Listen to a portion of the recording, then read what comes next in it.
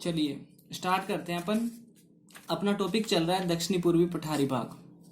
अपन पढ़ रहे हैं राजस्थान के भौतिक प्रदेश और उसमें ये लास्ट भौतिक प्रदेश चल रहा है अपना। अगर इससे पहले की क्लासें किसी ने नहीं ली हैं तो वो प्ले लिस्ट में जाके देख सकता है। अपन ने कल चर्चा की इसके वर्गीकरण के बारे में। जब अपन ने इसका वर्गीकरण किया तो अपन ने दो बातें सीखी। एक बात तो अपन ने सीखी, इसका वर्गीकरण अपन ने किया था बनावट के आधार पे, और दूसरा अपन ने किया था भौतिक आधार पे।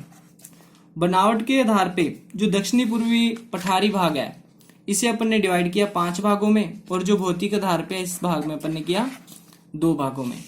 अगर अपन बनावट के आधार पे दक्षिणी पूर्वी पठारी भाग का वर्गीकरण देखें तो अपन ने एक किया था इसमें पर्वतीय भाग, ठीक है, पर्वतीय प्रदेश। एक अपन ने किया था इसमें नदी निर्मित प्रदेश। फिर अपन ने तीसरा देखा इसमें शाहबाद उच्च भूमि, शाहबाद उच्च भूमि। फिर अपन ने इसमें देखा डग गंगाधर प्रदेश, और एक अपन ने इसमें देखा झालावाड़ पठार। ठीक है, ये सारी बातें की थी। फिर अपन ने एक पर्वतीय भाग की ऊंची चोटी की बात की थी, चंदवाड़ी की चोटी, जो कि कोटा में है और दक्षिणी पूर्वी पठारी भाग की पहले नंबर की चोटी है। इसी को अपन ने एक भाग में बांटा था अर्धचंद्राकार। उसमें अपन ने बात की थी सतूर की पहाड़ी, जो दक्षिणी पूर्वी पठारी भाग की दूसरे नंबर की चोटी है, जो कि अपनी बूंदी में है। शाहबाद उच्च भूमि 12 में है। यहाँ पे अपन ने एक झील देखी और उस झील का नाम था परवन झील। फिर अपन ने देखा डग गंगाधर प्रदेश और एक अपना झालावाड़ प्रदेश। ठीक है, तो मैप में अगर अपन इसे देखें तो ये है अपना झालावाड़। ठीक है, ये वाला बेल्ट, ये था गंगाधर प्रदेश। ये रहा डग, दिख रहा है आपको, डग गंगाधर प्रदेश। और एक अपन ने देखा पूरा झालावाड़। ये सारी बातें अपन ने कल की क्लास में की थी। आज अपन इसे आगे लेके चलते हैं। आज अपने को करना है इसका भौतिक आधार पे वर्गीकरण। ठीक है, अगर अपन इसकी बात करें भी, जो इसका भौतिक आधार है, भौतिक आधार पे दक्षिणी पूर्वी पठारी भाग के वर्गीकरण की बात करें तो इसे बांटा गया है 2 भागों में। तो चलो अपन इसे स्टार्ट करते हैं।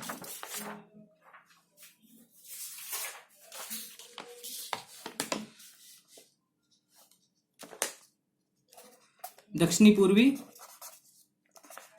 पठारी भाग, और अपन करने जा रहे हैं इसका वर्गीकरण।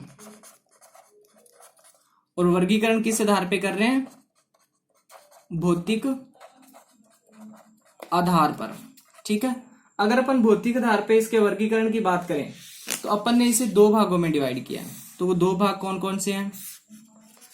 पहला भाग, तो पहला भाग है इसका विंध्यन कागार, विंध्यन कागार। ठीक है, विंध्यन कागार। और दूसरा है अपना दक्कन का पठार, दक्कन का पठार। ठीक है, सबसे पहले अपन बात करते हैं विंध्यन कागार भूमि की। जो विंध्यन कागार भूमि है, अगर अपन इसके बारे में बात करें तो सबसे पहले इसका विस्तार देखेंगे। इसका विस्तार कहां कहां तक है? तो जो इस विंध्यन कागार भूमि का विस्तार है, बिहार के सासाराम से, बिहार में एक जगह है सासाराम, बिहार के सासाराम से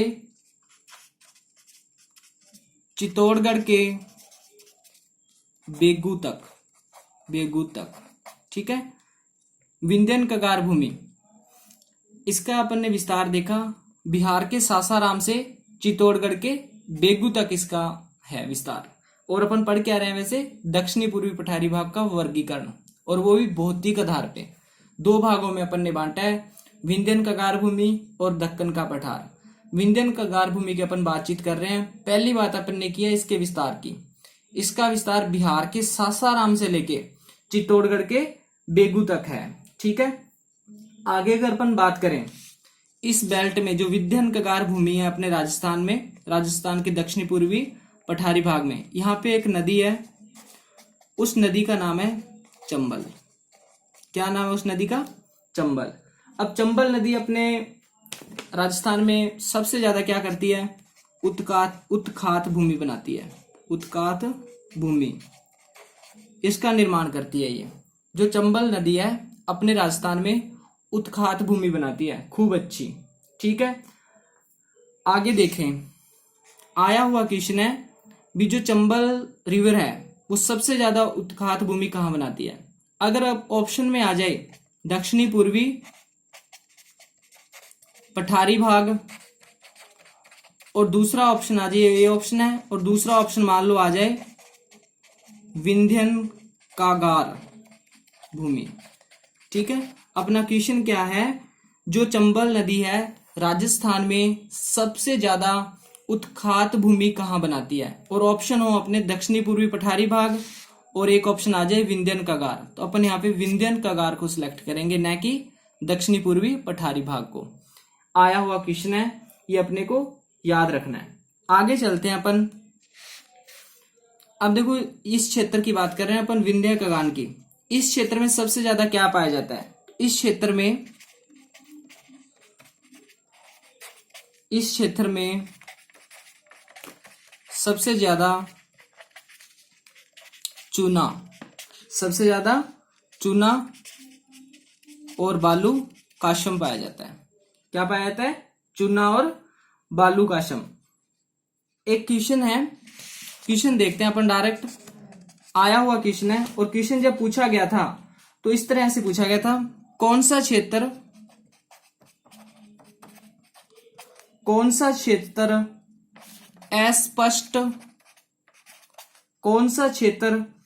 अस्पष्ट व अधर प्रवाह का क्षेत्र है। कौन सा क्षेत्र अस्पष्ट व अधर प्रवाह का क्षेत्र है। ठीक है, एग्जाम में आया हुआ क्वेश्चन है, और क्वेश्चन था अपना कौन सा क्षेत्र अस्पष्ट व अधर प्रवाह का क्षेत्र है। तो इसका आंसर होगा दक्षिणी पूर्वी पठारी भाग।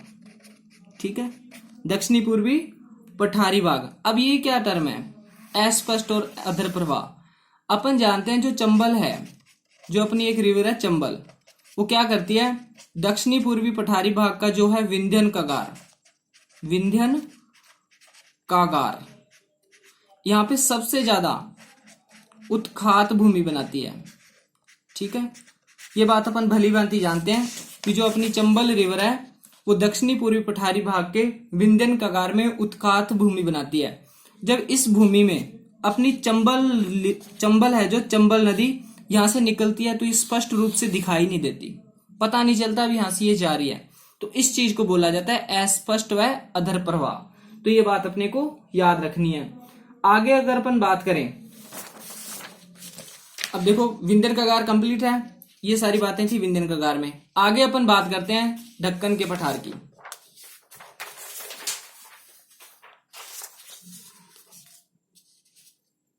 आगे अपना है ढक्कन का पठार।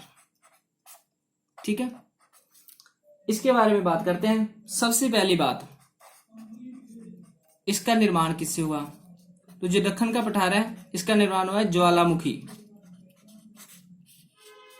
ठीक है, ज्वालामुखी से। अब ज्वालामुखी से निर्माण हुआ है तो यहाँ पे मिट्टी कौन सी होगी, यहाँ पे मिट्टी होगी काली। ठीक है, अगर अपन बात करें यहाँ पे चट्टानें कौन सी होंगी, तो यहाँ पे चट्टानें पाई जाएंगी बेसाल्ट चट्टानों में तो काली मिट्टी पाई जाती है। ठीक है, अपन पढ़ रहे हैं दक्षिणी पूर्वी पठारी भाग। ये याद रखना, कहीं पता ही ना चले पढ़ क्या रहे हैं। दक्षिणी पूर्वी पठारी भाग पढ़ रहे हैं और दक्षिणी पूर्वी पठारी भाग का वर्गीकरण पढ़ रहे हैं। वर्गीकरण अपन ने दो बेस पे किया, पहला बनावट पे और दूसरा भौतिक आधार पे। भौतिक आधार पे जब अपन ने वर्गीकरण किया तो उसमें अपन ने दो चीजें देखी। ठीक है, पहली चीज तो देखी अपन ने विंध्यन कागार। ठीक है, और जिसका विस्तार है बिहार के सासाराम से लेके चित्तौड़गढ़ के बेगू तक, और वहां पे एक नदी है चंबल, और वो चंबल है जो सबसे ज्यादा उत्खात भूमि बनाती है। ठीक है, इसलिए इसके प्रवाह का जो क्षेत्र है इसे अस्पष्ट व अधर प्रवाह का क्षेत्र कहा गया है। फिर अपन बात कर रहे हैं जो दक्षिणी पूर्वी पठारी भाग है, इसका जो अपन ने वर्गीकरण किया है भौतिक आधार में, उसका सेकंड पार्ट है दक्कन का पठार। इसके बारे में अपन बात कर रहे हैं। अपन ने देखा जो दक्कन का पठार है उसका निर्माण ज्वालामुखी से हुआ है, और इसमें जो मिट्टी पाई जाती है वो पाई जाती है काली, और जो चट्टानें पाई जाती हैं वो पाई जाती हैं बेसाल्ट। आगे अपन बात करते हैं दक्कन के पठार के बारे में। जो अपना ये पठार है ये 3 पठारों से मिलकर बना है, 3 सकेंद्रीय पठारों से मिलकर बना है। ठीक है, जो दक्कन का पठार है राजस्थान में सकेंद्रीय पठारों से, 3 सकेंद्रीय पठारों से मिलकर बना है। अब कौन कौन से हैं भाई ये 3 सकेंद्रीय पठार? पहला तो है मालवा का पठार, मालवा का पठार, और ये है कहाँ पे? एमपी में। दूसरे की अगर अपन बात करें तो दूसरा है अपना बुंदेलखंड का पठार, दूसरा है अपना बुंदेलखंड का पठार। अगर अपन तीसरे की बात करें तो ये है अपना बघेलखंड का पठार। ठीक है, जो दक्कन का पठार है वो 3 पठारों से मिलकर बना है, 3 सकेंद्रीय पठारों से मिलकर बना है। मालवा का पठार, बुंदेलखंड का पठार, और आगे अपन ने देखा बघेल का पठार। जो ये तीनों पठार हैं इनका विस्तार राजस्थान और प्लस में एमपी यानी मध्य प्रदेश। जो अपन ने तीनों पठार देखे, मालवा का पठार, बुंदेलखंड का पठार और बघेलखंड का पठार, इन तीनों का विस्तार है राजस्थान और एमपी में। ठीक है, इन्हीं का पार्ट है अपना दक्षिण का या दक्कन का पठार। ठीक है, ये बात हुई अपनी पठार के बारे में। इसमें सिर्फ इतनी ही बात है, और इसमें अपन ने एक देखी सबसे इंपॉर्टेंट बात, काली मिट्टी और बेसाल्ट चट्टानें। ठीक है, ये था अपना दक्षिणी पूर्वी पठारी भाग। अब अपन इसकी विशेषताओं की बात करें। अब अपन देखते हैं दक्षिणी पूर्वी पठारी भाग है जो, इसकी विशेषताएं। अगर अपन इसकी विशेषताओं की बात करें तो सबसे पहले अपन देखते हैं यहाँ पे वर्षा। तो जो इस यहाँ पे वर्षा होती है वो 80 सेंटीमीटर प्लस होती है। ठीक है, ये बात आप जानते हो। दूसरी बात अपन ने जो अभी की, यहाँ पे जो मिट्टी है, मिट्टी पाई जाती है काली। कौन सी मिट्टी पाई जाती है? काली। काली मिट्टी को अपन वर्टिसोल, ठीक है, सोल में मिट्टी तो होता है, वर्टिसोल या फिर बर्टिसोल ये भी बोल सकते हैं। एग्जाम में यही मिलता है, वर्टिसोल या बर्टिसोल। ये काली वाली के जमाने गए आजकल। ठीक है, आगे चलें। आगे अगर अपन बात करें वनस्पति की, कौन सी वनस्पति पाई जाती है? तो यहाँ पे सागवान और प्लस में सदाहरित वनस्पति पाई जाती है। यानी सागवान के पेड़ पाए जाते हैं, सदाहरित या पाए जाते हैं। सदाहरित से अपना मतलब है जो हमेशा हरे रहते हैं। अगर अपन बात करें यहाँ पे सिंचाई की, तो सिंचाई के लिए यहाँ पे सुविधा है, और वो सुविधा है नहरों के द्वारा। यानी यहाँ पे जो सिंचाई है वो की जाती है नहरों से। अब देखो यहाँ पे वर्षा हो रही है 80 सेंटीमीटर से भी ज्यादा। तो यहाँ पे जो जलवायु है वो है अपनी अति आर्द्र जलवायु। कौन सी जलवायु है? अति आर्द्र जलवायु। ठीक है, ये था अपना दक्षिणी पूर्वी पठारी भाग। इसके बारे में अपन ने काफी सारी चर्चा कर ली। लास्ट में अपन ने विशेषताएं देखी। एरिया की अगर अपन बात करें, वैसे तो अपन ने एरिया की बात स्टार्टिंग में जब ये टॉपिक स्टार्ट किया था वहां पे अपन ने एक टेबल बनाई थी। उस टेबल में अपन ने सारों के बारे में देखा था, ये एरिया वेरिया कितना रोकते हैं।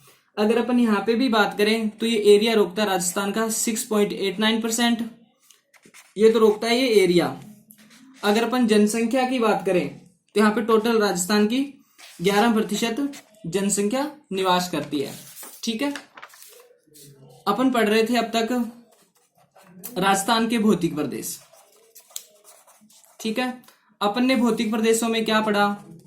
पहले पढ़ा अपने थार का मरुस्थल जो सबसे लंबा था, फिर अपन ने पढ़ी अपनी अरावली, फिर अपन ने पढ़ा पूर्वी मैदान, और फिर अपन ने पढ़ा लास्ट में दक्षिणी पूर्वी पठारी भाग। ठीक है, ये 4 पार्ट थे, और ये अपन ने चारों पार्ट किए थे अपन ने डॉक्टर रामलोचन सिंह के जो बताए हुए पार्ट हैं वही वर्गीकरण अपन पढ़ते हैं राजस्थान के सापेक्ष में। ठीक है, थार का मरुस्थल, अरावली, पूर्वी मैदान, दक्षिणी पूर्वी पठारी भाग। देखो जो ये 4 पार्ट हैं, अगर अपन ने ढंग से इन्हें पढ़ा है, अच्छे ढंग से अपन ने इन्हें समझने की कोशिश की है, तो आने वाले जो टॉपिक हैं जैसे जलवायु, मिट्टी, ठीक है, वनस्पति, या फिर अपन बोल सकते हैं कृषि, जो कृषि वाला पार्ट आएगा, इनमें कोई भी कहीं प्रॉब्लम नहीं आए। ठीक है, अगर अपन ने ये वाले पार्ट ढंग से नहीं किए हैं तो ये तो हो ही नहीं सकते, प्रॉब्लम ही आएगी। पता ही नहीं चलेगा अरावली कहाँ चल रही है, पूर्वी मैदान कहाँ चल रहे हैं, सारा मामला घुच पुच हो जाएगा।